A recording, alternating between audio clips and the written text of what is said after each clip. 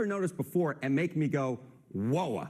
This is one of them, all right? This is the Democratic margin among black men under the age of 45 in presidential elections. You go back to November of 2012, what do you see? You see Obama by 81. Clinton only won him by 63. Then we're all the way down to Biden last time around by 53. A tremendous drop already.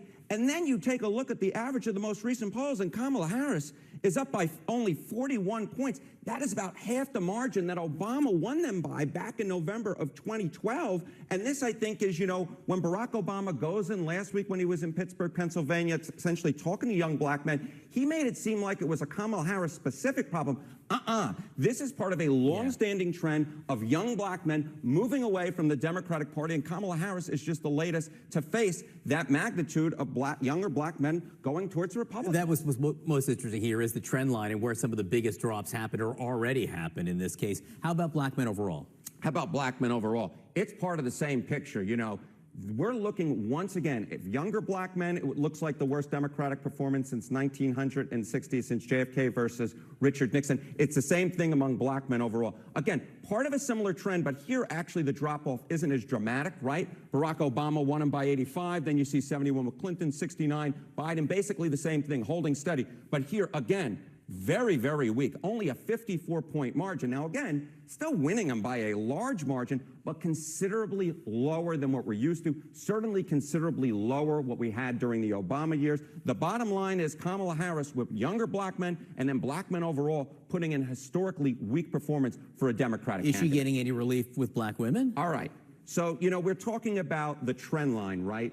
And black women, look, she's doing better with black women than she is doing among black men. But here, there isn't a trend line almost until we get to Kamala Harris. So again, this is a black margin among black women. Look, Obama won him by 93, very large margin. Clinton won him by 93, a very large margin. Biden did a little bit worse at 85. But then you look here, and you get a 71-point margin. Now, again, these are large margins, but the bottom line is when you're talking about the base of the Democratic Party, you would think that Kamala Harris would do very well among black women based upon history, and of course she would be the first black woman president, but she's actually doing the worst for a Democratic candidate among black women since 1960, if this holds, John. And again, when you look at the numbers here, whenever you come in, looking at the trends is probably the most important thing. You got it, Mike.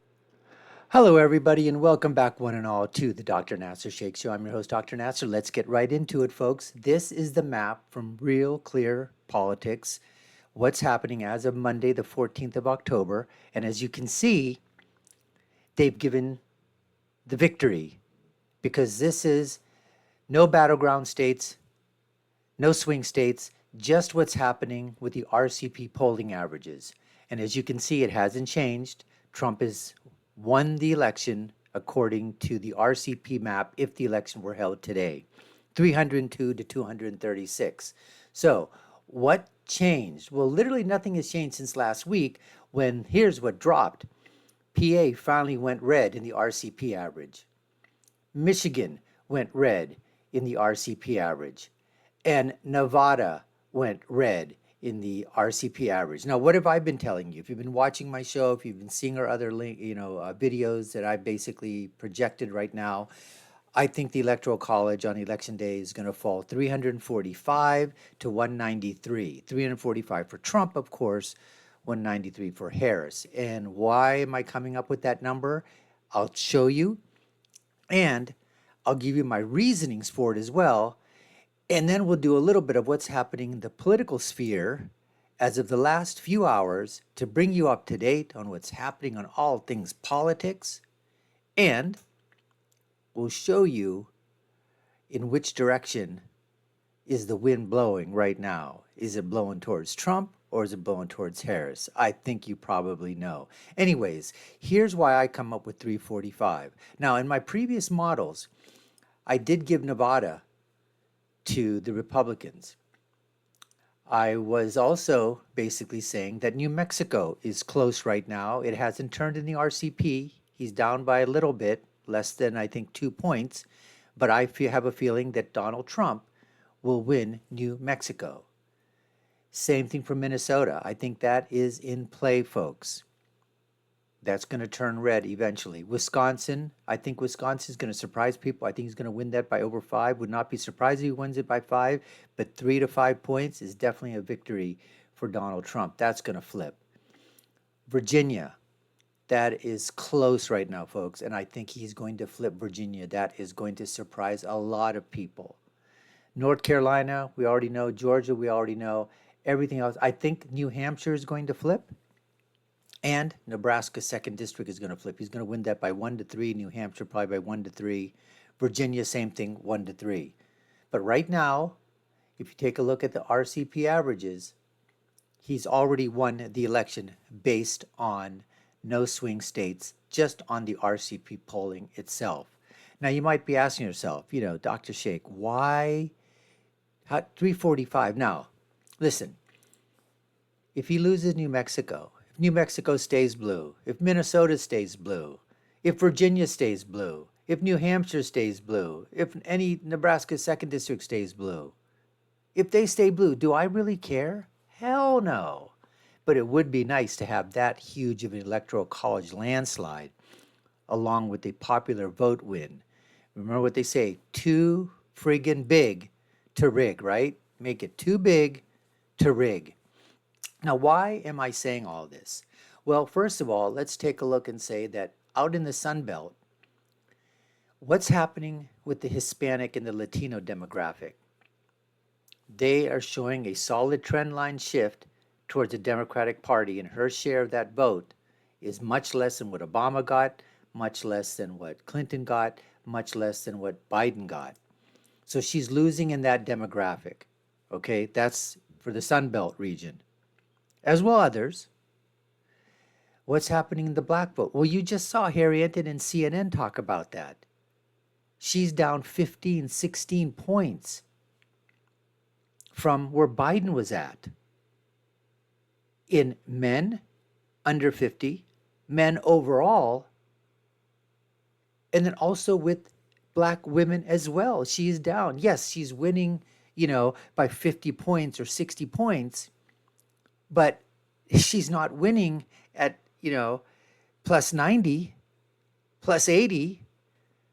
There was a poll that was done, I believe it was by the Black Caucus or an organization, a black organization, and they showed that she was ahead 77 to 13. She had 77% of black vote, Trump had 13. So that means if you do your math, that's 90.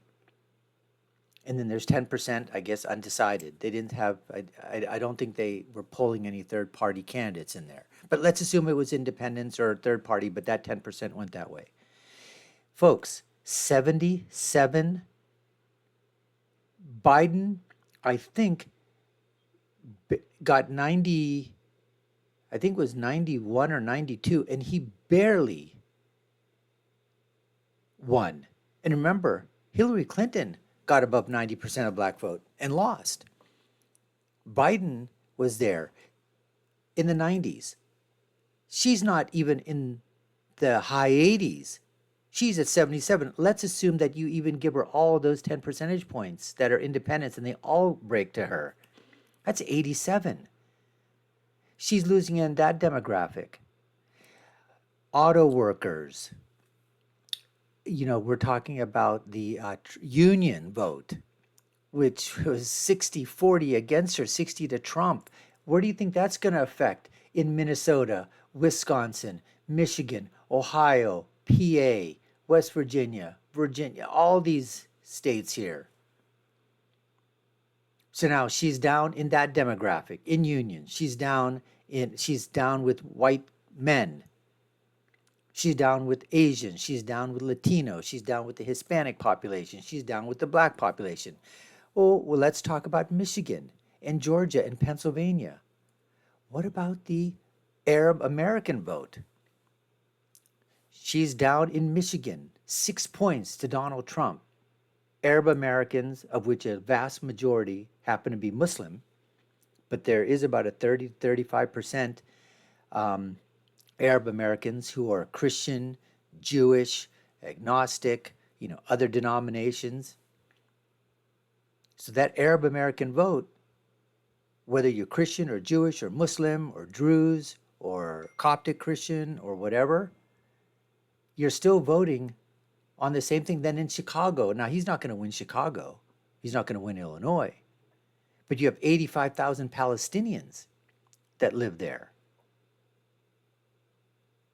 Where do you think that voting trend is going? The people that can vote. That's why I was saying that I think that little community, that small community of Palestinians, is certainly going to be a huge driving force in the vote totals. Around Chicago, you're going to see a massive drop. It's still going to go Democratic. It's still going to go blue. But you're going to see it's not going to be as blue as it was. And that's what you're seeing all around. New York, Biden won it by 23. Kamala Harris in New York is up by what? They're saying anywhere from 8 to 11, 8 to 12 points. So from 23 to, let's say, even give her the 12, 11-point drop, a shift to the right, happening in New Jersey, happening all over the place. Every place that you look around the country, she is not doing it at the levels of Biden. So barring any type of shenanigans, any type of tomfoolery, any type of, rigging of any kind, Trump right now is in the driver's seat and has this election and has had it. And I've been talking about this for the last 3 to 4 months, folks, in terms of what he's going to do. This is something new for me. I've been talking about where his electoral path is and where he's going to be flipping some states. So as you just saw Harry Enton sounding an alarm of what's happening, and there's so many other things you can take a look when they've seen these posts and these clips on CNN and MSNBC and Morning Joe and other places, bringing this up. Barack Obama coming out, lecturing and scolding black men for not voting for Kamala Harris, knowing full well that she has a problem there where 1 in 4 black men, 25%, are saying under the age of 50 will not vote for Kamala Harris. They're going for Trump. And then you hear all the black, these black pundits that are out there that are liberal, democratic, progressives saying that's not going to happen. They always show that in the polls, but they always come back. I don't think they're coming back this time, folks. No way, no how. Anyways, let's go right now and show you what's happening in the political sphere in the last few hours. Today, Monday, a brand new week here in October. Let's take you to what's happening in the Twitterverse, and we'll do that right now. So this is what we're seeing, folks. Trump just pulled a national lead for the 3rd day in Rasmussen's daily tracker. Hasn't done that a few weeks. And as you can see right here, I know it's hard to see, but going back to October 9th, 10th, and then over the weekend into the 13th, he was up 4, up 4, up 1, 3 days in a row. Here's something new right here, folks. Well, it's nothing new, but they're just basically saying Sunday, October 27th, MSG, folks. MSG, Madison Square Garden, the New York rally. What, it holds 20,000 people? That's going to be huge. The coverage is going to be immense. It's not that the fact that he's, I don't think New York's in play. I mean, if New York's in play, then Kamala's got a lot more to worry about, folks. Oh, and by the way, I guess it's also in the political sphere that she's agreed to do a sit-down interview on Fox News with Bret Baier. Let's hope Bret Baier is going to be able to bring the questions, the probing questions that she really needs to answer and not allow her to skip or pass. This is going to be not only a make or break for Kamala Harris, but this is going to be a make or break for Fox News and for Bret Baier as well, because he needs to step up his game and be just as, forceful and as he is on everybody else. In fact, even more so this time, to really hone down and get rid of those stupid-ass word salads that are done by Kamala Harris and really make her fixate on her position. And there are tons of questions that, he asked. Immigration, Gaza, Palestine, where are you different? Explain your positions on abortion, explain your positions on gun control, explain your positions on the border wall, explain your positions on Israel, explain your positions on Ukraine, all of these things. These are the questions, okay, that he's got to ask her. And then let's see how she answers them. That's going to be, I think, huge, huge, huge. And I don't think she's going to do well at all. If her track record suggests anything, now obviously her people are going to say she's going to do absolutely great, no matter what happens out there, folks. I mean, unless there's some major, word salad combinations, that she throws out there, which I'm sure she's going to. So, anyways, but this Madison Square Garden with Donald Trump, it's going to help a lot of down ticket. It's going to energize a lot of the New York-based voters that are out there in the Republican base to come out. Those low propensity voters are going to at least have a reason to come out and vote to show their support. And that's every single vote, even in these deep blue states, is going to be something that's going to be in his tally towards hopefully winning the national popular vote as well. Here's a new ad. Here's a new ad. So take a look at this. Our girls and their sports. Kamala is for they, them. President Trump is for you. I'm Donald J. Trump, and I approve this message. Kamala supports taxpayer-funded sex changes for prisoners. Surgery.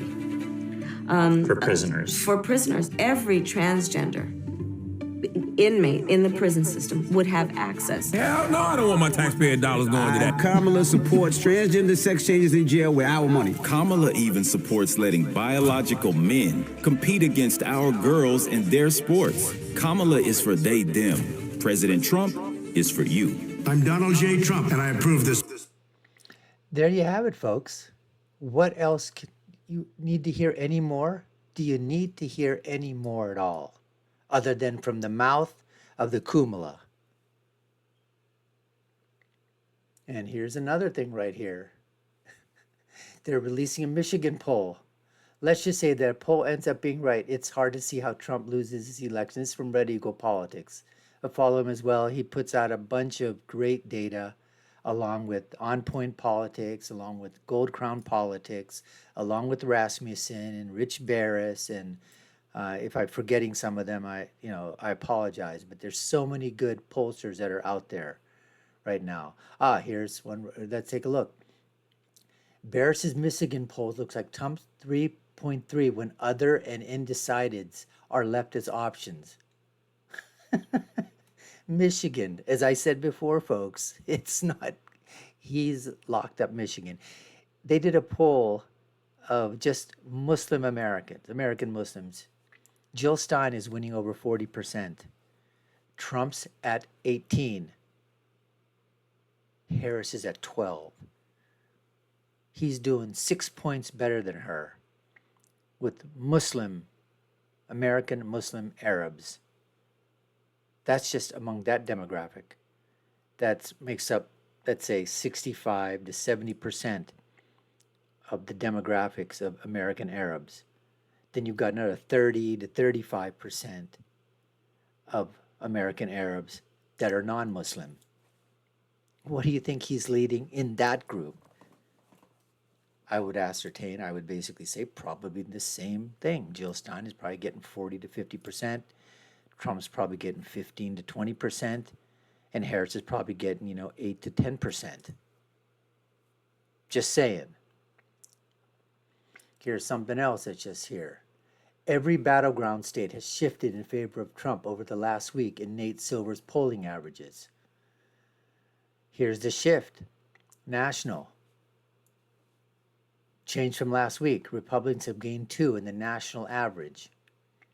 Now, they're still showing in the national average. That's because of all these polls that were taken, I don't know how far they drop off the polls and add the new ones on. But you had so many coming out, like from Quinnipiac and, Morning Compost and, Cook Political and all these other way, way left-leaning polls that, that had, Harris up by 11, 7, 6, 5. So obviously those are going to pump up her value. So it's going to take a long time. But as usually happens, those polls are made to shift and shape public opinion. But as we get closer and closer to election, even those pollsters realize that there has to be some semblance of, you can't be that off and then be thought of as a, good pollster. So now they start to come down a little bit. So instead of maybe having Kamala at +6, they have Kamala +2. So at least they can say, hey, we had her at +2, our final poll. She ended up losing, it was even or she was down by 1, but we were within 2 or 3 instead of off by 7 or 8 where many of these polls were.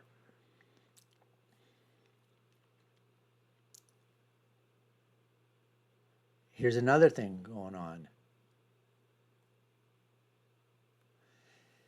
The Michigan poll by Barris has Trump winning seniors. And of the People's Pundit, which Barris noted that Biden won seniors in 2020 in Michigan. And then here's something. Party model data. Virginia got redder since more blue early voting sites open. The directorial changes, they're saying, shouldn't be ignored. A tsunami of early votes over the weekend has resulted in Virginia getting redder. So if VA is Harris +3 to 6, that's 4 to 7 points worse than in 2020. And that's what I've been saying all along. Even if she's winning these states, she's not winning them at the margins of 2020 when Biden ran. So yes, she might be winning. So either those votes obviously are not going towards her right now. Are they going to a third-party candidate if they're on the ticket? Are they going to be write-in votes? Are they going to be for Trump? Or are they just not voting at all? That's the danger that the Harris campaign is in. That if they're not voting for Harris, and the Trump vote is being expanded within the Trump base, and then you've got the people, the low propensity voters that have voted, either 0 to 1 in the last 4 election cycles. If they're breaking for Trump as they were early 3 to 1, the low propensity voters for Trump, where is Harris going to make up that deficit? Especially if they're not voting for her, they're going third party, even if they're not voting for Trump, or undecided, or not voting at all. So here's a new Michigan poll. Don't know big data. Up by 1.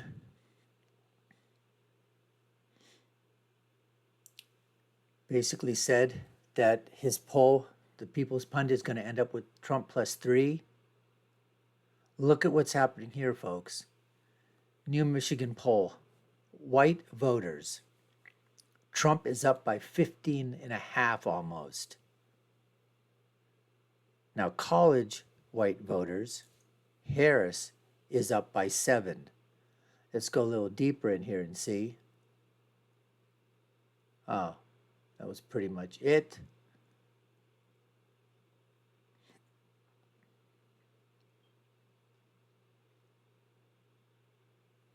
If you have a full field in that poll, Trump is up +2. That's Harvard-Harris. Harvard-Harris poll has Harris up by +1.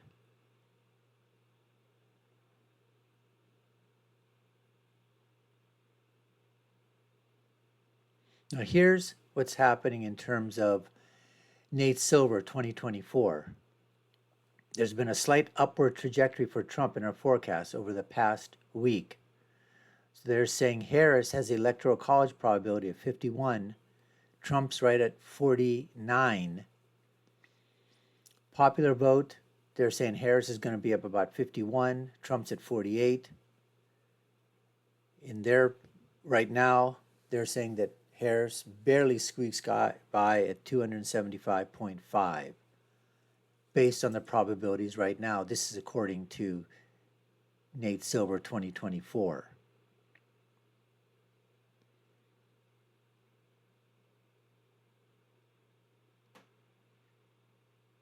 Yes, they're talking about Virginia, even though the state's deep blue areas are opening up to many more early voting sites, still the state got slightly more Republican today.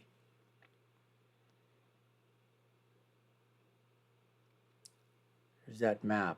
Look at the red. And that's just from the early voting, folks.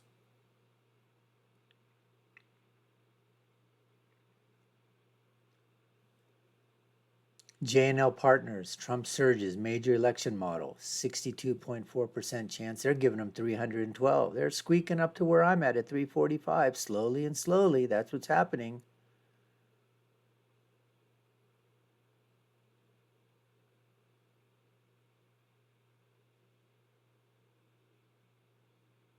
Oh, wow. Look at this here. Bill Clinton, if the border was secure, migrants properly vetted over the last 3.5 years, Lincoln Riley probably wouldn't have been murdered by an illegal alien. It's not the fact that this happened. That's absolutely horrendous. But the fact that Bill Clinton was supposed to help Kamala, but is sabotaging her. As he said, this is so effing hilarious. I mean, that's unbelievable. And then here's Nate Cohn, New York Times pollster. We may be missing the low propensity Trump voter. Maybe we just can't reach them. So true. So true. Anyways, folks, there's so much more that's happening in the political sphere. Just wanted to bring that to you. Hope you enjoyed that. Take a look at our other video links below. We try to do that each and every single day with other videos, react to what's going on. We appreciate each and every one of you taking the time to watch. You've been watching the Dr. Nasser Sheikh Show. I've been your host. My name is Dr. Nasser. If you haven't done so already, subscribe to the channel, like, share, and follow us. We all value what you think. Share, comment below. My final thought is always, when you're right, you're right. And when you're left, you're wrong. Until next time, folks, y'all take care and stay safe.